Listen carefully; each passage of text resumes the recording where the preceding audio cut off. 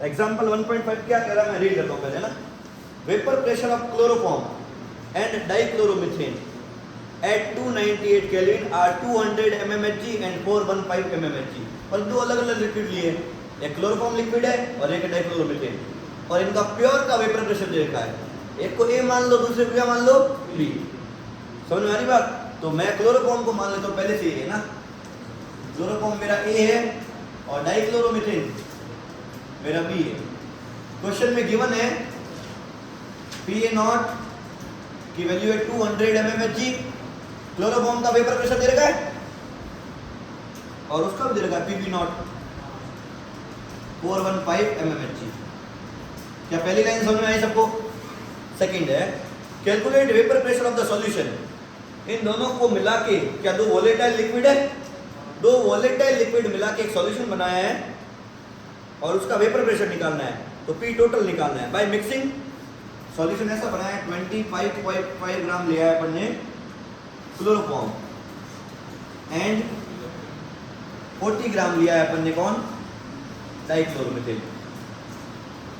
ठीक है, ऐसा सॉल्यूशन बनाया। तो मुझे पता है प्रेशर टोटल ऑफ सॉल्यूशन क्या होता है, pressure of A plus pressure of B. पूरे सॉल्यूशन का वेपर प्रेशर क्या होगा, ऊपर ए के भी मॉलिक्यूल आएंगे, ऊपर बी के भी मॉलिक्यूल आएंगे, ठीक है ना। तो partial vapour pressure of A plus partial vapour pressure of B. Vapour pressure of A कैसे निकालते हैं, राउल्स लॉ से, PA0 XA। Vapour pressure of B कैसे निकालेंगे, तो PA0 PB0 की वैल्यू दे रखी है, देखो चाहिए किसकी है अब, XA और XB की। XA क्या होता है, मोल फ्रैक्शन ऑफ ए, ठीक है।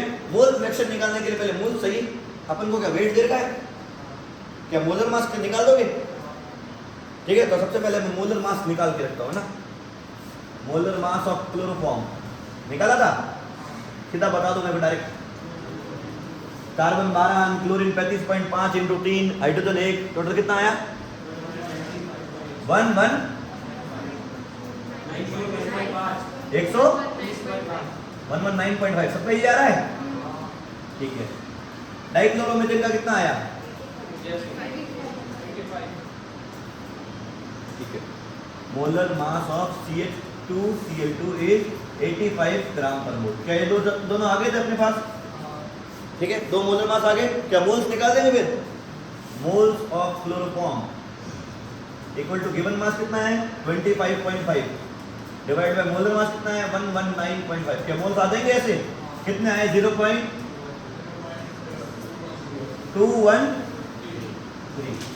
दो डेसिमल तक निकाल वैसे पर, चलो ठीक है अच्छा। और number of moles of dichloromethane, given mass कितना है 40 लिया है और मोलर मास 85, कितने मोल्स आए 0.47 मोल्स। मोल्स आ गए, क्या मोल फ्रैक्शन आ सकता है, तो मैं मोल फ्रैक्शन निकाल देता हूँ क्लोरोफॉर्म का जैसे, ठीक है। मोल फ्रैक्शन क्या होगा, moles of chloroform upon moles of chloroform plus moles of dichloromethane, यही है। किसी ने कैलकुलेट किया मोल फ्रैक्शन, मैं बुक से डायरेक्ट ले लूँगा आंसर ना। मोल फ्रैक्शन क्लोरोफॉर्म का है 0.312, कितना आ रहा है, ओके। यूनिट होती नहीं इसकी कोई। अच्छा, अब मोल फ्रैक्शन किसका निकालना है, डाइक्लोरोमीथेन का भी निकालना पड़ेगा ना, ओके। तो डाइक्लोरोमीथेन का मोल फ्रैक्शन क्या, ऐसा लिख दो डायरेक्ट, हाँ वेरी गुड। वो डिवाइड करना बहुत मेहनत लगेगी वापस, इसे तो डायरेक्ट 1 - 0.312 कर दूं। क्या आंसर आ गया इसका 0.688। क्या दोनों के मोल फ्रैक्शन आ गए। अब देखो मोल फ्रैक्शन ए पढ़ा है, मोल फ्रैक्शन बी पढ़ा है, PA0 पढ़ा है, PB0 पढ़ा है, मल्टीप्लाई और प्लस करके क्या vapour pressure of the solution आ जाएगा। अब समझ में आ रहा है, पहला पार्ट क्या था, लेंथी था बट मुश्किल नहीं था, है ना। दूसरा पार्ट समझना मुश्किल है पर एक बार समझ में आया तो चीजें आसान हो जाएगी, ठीक है। दूसरा पार्ट बोल रहा है mole fraction of each component in vapour phase. ये तुम्हारा सॉल्यूशन बनाया हुआ था, गंदा बन गया। इसमें कौन कौन था, क्लोरोफॉर्म एंड डाइक्लोरोमीथेन, ठीक है। अच्छा, अंदर किसके किसके पार्टिकल है, क्लोरोफॉर्म के भी है और डाइक्लोरोमीथेन के भी है, सही है, ओके। वही पार्ट, दोनों लिक्विड है, दोनों वोलेटाइल है, क्या दोनों के पार्टिकल ऊपर आएंगे, तो ऊपर भी पार्टिकल आएंगे किसके, क्लोरोफॉर्म के, और ऊपर पार्टिकल किसके आएंगे, डाइक्लोरोमीथेन की। ये बात समझ में आ रही है? मेरी बात सुनो, अंदर जितने क्लोरोफॉर्म के पार्टिकल है क्या बाहर भी उतने ही होंगे? बाहर तो बहुत कम होंगे ना, अंदर तो बहुत सारे लिक्विड है ना, वो बाहर तो गैस है। और डाइक्लोरोमीथेन के भी अंदर कितने पार्टिकल है, बाहर क्या होंगे उससे कई गुना कम, और उसी से वेपर प्रेशर वगैरह कैलकुलेट किया था, ये बात तो याद है। अब क्वेश्चन बोल रहा है mole fraction of each component in vapour phase. यहाँ का मोल फ्रैक्शन तुमने अभी निकाला था, XA और XB है ना, X ऐसे निकाला था। मोल फ्रैक्शन कैसे निकाला था, यहाँ के मोल्स अपॉन टोटल मोल्स। अब बोल रहा है mole fraction of each component, मतलब मोल फ्रैक्शन क्लोरोफॉर्म का निकालना है, बट इन वेपर फेज। पहले इसका मतलब समझ रहे हो, ये क्या पूछ के आ रहा है अपन से? क्या वेपर फेज में क्लोरोफॉर्म है? क्या वेपर फेज में डाइक्लोरोमीथेन है? क्या दोनों के उस ऊपर वाले मोल्स आ सकते हैं? कैसे भी करके मान लो मोल्स आ जाते हैं, क्या ऊपर वाले मोल्स आएंगे, क्या ऊपर वाला मोल फ्रैक्शन आएगा? और ऊपर वाला मोल फ्रैक्शन और नीचे वाला मोल फ्रैक्शन क्या सेम रहेगा? अलग होगा ना। तो ऊपर वाले मोल फ्रैक्शन को अपन बोल देते हैं YA और YB। क्या ये बात समझ में आई? ऊपर भी मोल्स होंगे, उसका इससे लेना देना नहीं है, बट ऊपर जो कंपोजिशन है और नीचे जो कंपोजिशन है डिफरेंट होगी, ठीक है ना। इस बार सेकंड पार्ट में पता क्या पूछा है, mole fraction of chloroform and mole fraction of dichloromethane in vapour phase. तो मोल फ्रैक्शन निकालने का तरीका वही है, number of moles upon total moles. पर इस बार नंबर ऑफ मोल्स चाहिए कौन से वाले, वेपर फेज वाले। 25 ग्राम लिया था ना, वो 25 ग्राम तो लिक्विड वाले में लिया था, ऊपर थोड़ी है 25 ग्राम। तो ऊपर वाले का मेरे को अभी तक कोई आइडिया, और फाइंड क्या करना है समझ में आ गया। YA और YB निकालना है। X की जगह इस बार क्या यूज कर रहा हूं, Y। X क्या था, mole fraction in liquid phase, okay. Y क्या है, mole fraction in vapour phase. अब ये कैसे निकालें?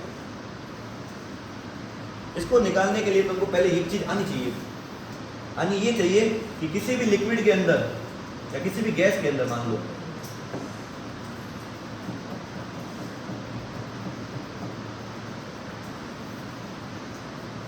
यहाँ मान लो 2 गैसेस का मिक्सचर है, एक A है और एक B है। ये ध्यान से समझना, ये ना 11th क्लास का कंसेप्ट है, पर बहुत इजी है, मुश्किल नहीं है। मान लो ऑक्सीजन नाइट्रोजन गैस का मिक्सचर है, ठीक है। अच्छा, इस पूरे कंटेनर में जो टोटल प्रेशर होगा, क्या वो PA प्लस PB होगा? इसका प्रेशर प्लस उसका प्रेशर, पार्शियल पार्शियल, सही है। अब P जो P होता है ना, प्रेशर ऑफ A, वो होता हमेशा क्या है अपने पास, तुम्हारा जो टोटल प्रेशर है उसको मल्टीप्लाई कर दूंगा मोल फ्रैक्शन ऑफ A से। ये थोड़ी अलग चीज है, अगर आती है तो ठीक है, वरना थोड़ा सा मुश्किल रहेगा समझ आना इसको, है ना, थोड़ा लेंदी चीज है ये।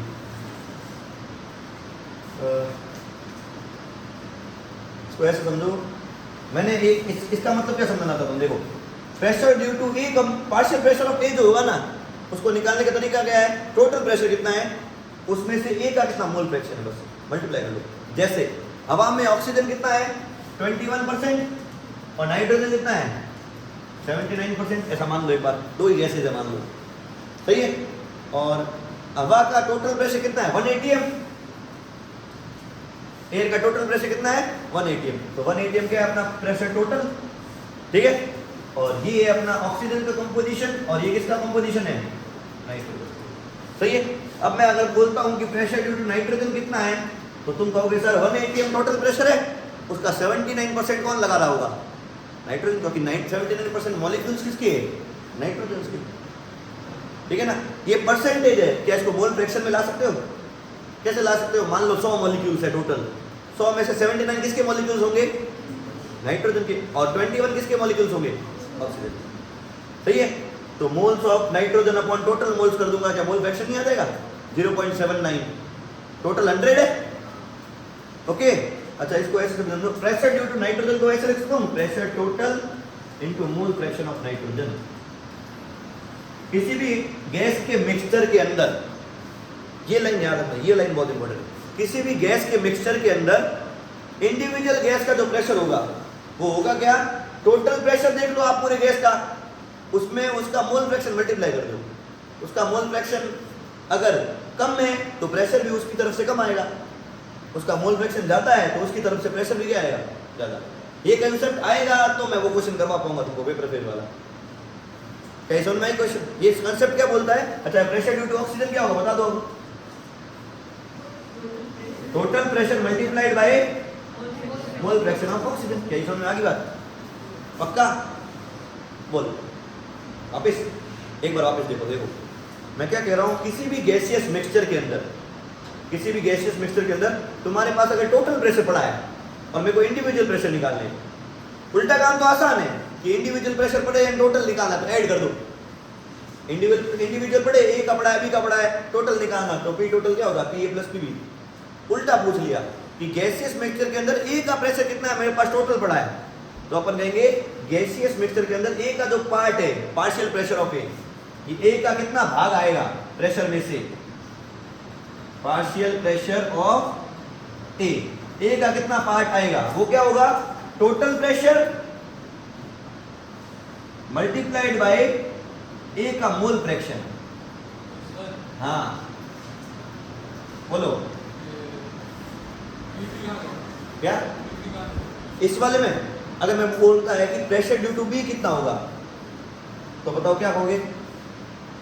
टोटल प्रेशर इनटू अंदर किसके molecules, mole fraction of P. इतना इजी है बस कि किसी गैसियस मिक्सचर में, लिक्विड वाले की बात नहीं करेंगे इसमें, ऐसे ये सिर्फ और सिर्फ लॉ किसके लिए होता है? गैसियस मिक्सचर के लिए। किसी भी गैसियस मिक्सचर के अंदर अगर किसी इंडिविजुअल गैस का पार्शियल प्रेशर निकालना है और आपके पास टोटल प्रेशर पड़ा है, ठीक है ना, तो आप कैसे निकालोगे? टोटल प्रेशर मुझे मल्टीप्लाई कर दो उसका मोल फ्रैक्शन। अब तुमको पता है मोल फ्रैक्शन की वैल्यू क्या होती है? 1 से कम। अगर 1 भी मतलब वो अकेला ही है तो टोटल प्रेशर उसका अकेले का होगा। देखो 1 × ए हो जाएगा, पी टोटल बराबर पी हो जाएगा, ठीक है। बाकी 1 से कम कितना? जितना उसका मोल फ्रैक्शन है। उसके मोल्स कम होंगे तो उसका प्रेशर भी क्या होगा? कम। उसके मोल्स ज्यादा होंगे तो उसका प्रेशर भी क्या आएगा? ठीक है। तो अभी तक मेरे को इतना समझाना था इस टॉपिक को, क्वेश्चन को कराने से पहले, कि किसी भी गैसियस मिक्सचर के अंदर, लाइन वापस बार-बार बोल रहा हूं ना, किसी भी गैसियस मिक्सचर के अंदर इंडिविजुअल गैस का प्रेशर या partial pressure of any gas is equal to total pressure into mole fraction of that gas. Clear? पक्का? ये यहां लगा तो क्वेश्चन सॉल्व हो जाएगा। कैसे देखे एक बार, इसको मैं हटा रहा हूं एक बार, ये यहां लगा दो। कैसे? क्या तुमको पता है ऊपर वाला क्या है? गैसियस मिक्सचर नहीं है। ऊपर कौन कौन सी गैस है?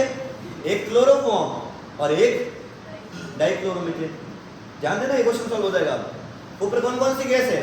क्लोरोफॉर्म और डाइक्लोरोमीथेन। ठीक है। क्या तुमने ऊपर वाला टोटल प्रेशर निकाला नहीं था पिछले वाले पार्ट में? सही है।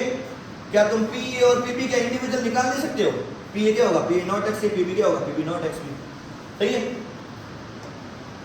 तो अगर मेरे को टोटल प्रेशर पता है, पी टोटल, और मेरे को अगर इंडिविजुअल प्रेशर पता है, क्या मैं मोल फ्रैक्शन नहीं निकाल सकता गैसियस वाला?